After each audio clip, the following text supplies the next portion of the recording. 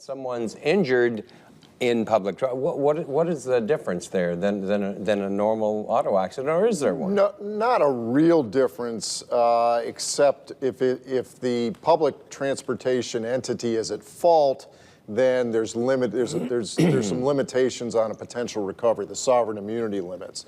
If another driver hit the public transportation bus or van or whatever it was, while Evelyn was on it, then she can bring a claim directly against them. But if it's against the entity itself, then the sovereign immunity limits kick in. Okay.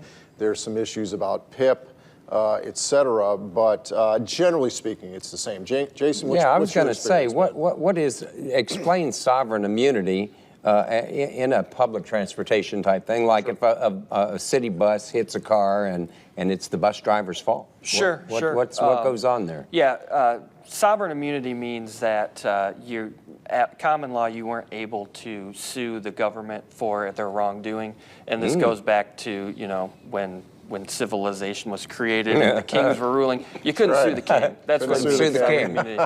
So that's kind of been passed down.